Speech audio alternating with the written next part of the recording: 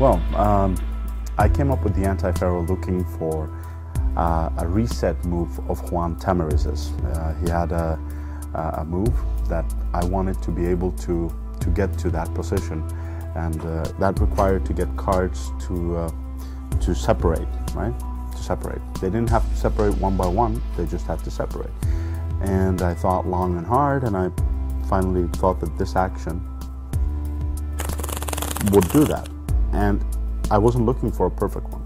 But after using it for a few months, I realized, hey, I'm getting actually half of the deck going one by one by one by one in the middle. And I thought, wow, that's amazing.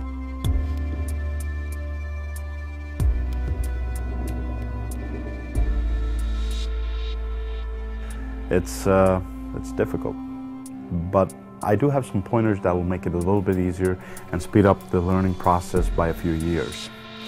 So again, if you look here and I separate, there's just one mistake at that end, and we have all the cards separated. If the Anti-Faro didn't have to be 100% perfect, there'd be a lot more applications for it. And some people are working just on that it's enough if you get like 2/3 of the deck. Like my Triumph. Right. It doesn't make any sense. You might as well do so many other Triumphs, but it's very, very interesting. So I'm glad that... I'm very happy that there are guys like you who, despite my beliefs that it's a fairly useless move, are proving me wrong. That's very, very nice. I mean, it's I just came up with it. I didn't see the potential of it, but it's very nice to see that there are guys out there who are willing to not only put their time and effort into it, but find it pleasant and come up with applications. Yeah, that's great. So that's a nice lesson for all the move monkeys out there that say, you know, this is pointless. Maybe you can't find the point for it, but someone will, you know. That's a very good point.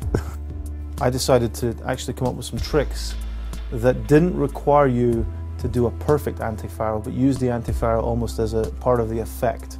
So the idea of being able to unshuffle cards with this type of technique. It's a trick that actually works with the Anti-Faro. Very good fall. Anyone who ever does this are bound to get mistakes. Even if you found the most perfect deck, you're bound to make a mistake or two. And they're acceptable. They're okay.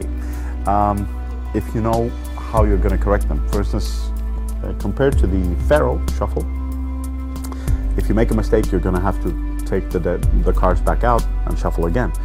But in the Anti-Faro, you can actually have the mistakes and then do the corrections.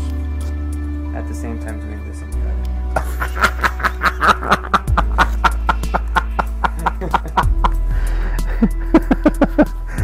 Oh my God. So yeah, so one thing that I would want to, from just learning from doing it, is that I never knew how to fix the mistakes, right, until I met you. So I knew that there was no option for it. I had to do it perfectly. So I tried to come up with ways of how I could get the bottom and the top, because that was giving me the most trouble. So for the bottom one, I think what helps me, and you know, it's a very knacky move, so to each his own, I guess. But what helped me